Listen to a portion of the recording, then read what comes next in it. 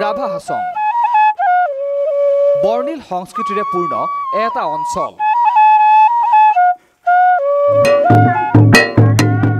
খাম টেমেকা বাঁহীৰ সুৰত ৰাভা লোকগীতৰ তালে তালে কৰা লোকনৃত্যৰ সমাহাৰ দেখিবলৈ পোৱা যায় অঞ্চলটোত। অঞ্চলটোৰ স্বকীয় মহিমাৰে উজ্জীৱিত সংস্কৃতি, সমাজ জীৱন, পৰম্পৰা অতি আকৰ্ষণীয়। প্ৰকৃতিয়ে হাত বাউল দিয়া ৰাভা হাছং অঞ্চল মনোৰম প্ৰাকৃতিক পৰিৱেশেৰে ভৰপূৰ। নিভাঁজ প্ৰকৃতিৰ সুবাস চাৰিওফালে বিদ্যমান ৰাভা হাছঙৰ। এয়া ৰাভা হাছঙৰ হাতীগাঁও জলপ্ৰপাত।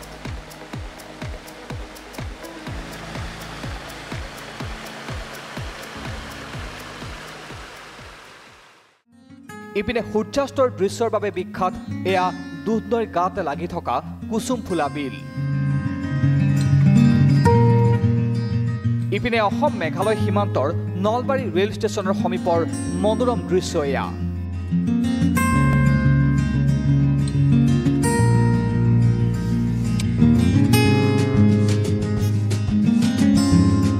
প্ৰকৃতিয়ে সৰ্বস্ব উজাৰি দিয়া ৰাভা হাছঙৰ এয়া উৰ্পদ বিল। বিলখনৰ যেনিয়ে চকু দিব সেইফালে পানীৰ ওপৰত কেৱল সেউজীয়া।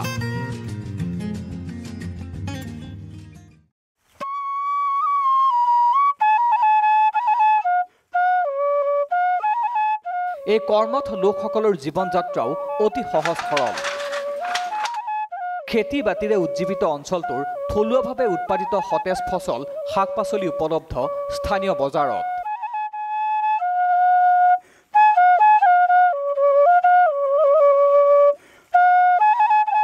গোৱালপাৰা জিলাৰ দুধনৈ ৰাভা হাছং স্বায়ত্তশাসিত পৰিষদ অঞ্চলৰ প্ৰাণকেন্দ্ৰ।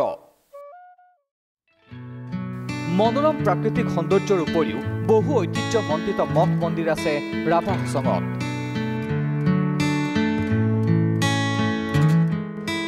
দোদান ৰজাক পূজ্য দেৱতা হিচাপে মানি অহা ৰাভাসকলৰ পৰম্পৰাগত উৎসৱ বাইখো।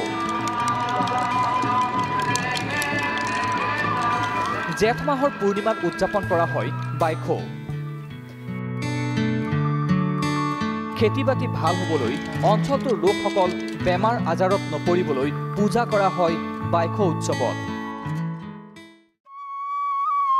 তাৰে ৰহণীয়া ৰাভা হাছঙত অতিথিক সন্মান দিয়া হয় পাজাৰেৰে।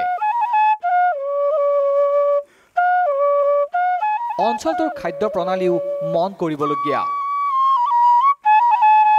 প্ৰচুৰ পৰিমাণে ব্লেক ৰাইচ উৎপাদন হোৱা অঞ্চলটোৰ ব্লেক ৰাইচেৰে প্ৰস্তুত কৰা পিঠাপনা অতি সোৱাদযুক্ত।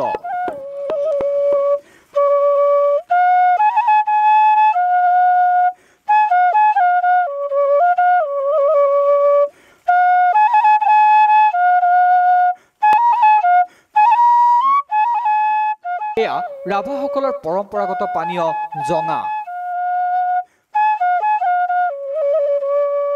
যাক প্ৰস্তুত কৰা হয় চাউলেৰে।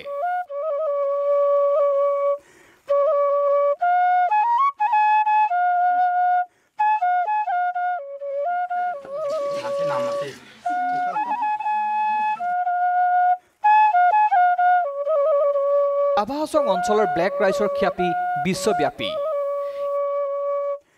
ইতিমধ্যে দেশ বিদেশৰ তাৰকা হোটেলৰ মেনুত স্থান পোৱা ব্লেক ৰাইচেৰে প্ৰস্তুত কৰা পায়সৰ জনপ্ৰিয়তা বিশ্বব্যাপী।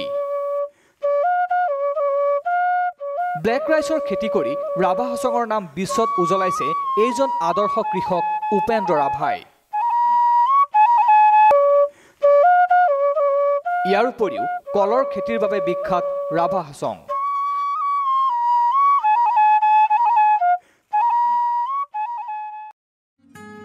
বৃহত্তৰ এই স্বায়ত্তশাসিত পৰিষদ এলেকাটোৰ উন্নয়নৰ কাম কাজ নিয়ন্ত্ৰিত হয় দুধনৈত অৱস্থিত পৰিষদখনৰ এই সচিবালয়ৰ পৰা। প্ৰাকৃতিক বিনন্দীয় পৰিৱেশৰ ৰাভা হাছং অট'নমাছ কাউন্সিলখন অৱস্থিত। গতিকে এক সুন্দৰ ইক' টুৰিজমৰ ইয়াৰ ব্যৱস্থাখিনি আছে, যি ইক' টুৰিজমেই গ্ৰাম্য অৰ্থনীতিক ইয়াক উন্নয়ন কৰাৰ ক্ষেত্ৰত ৰাভা হাছং অট'নমাছ কাউন্সিল এলেকাত প্ৰচুৰ সম্ভাৱনা আছে।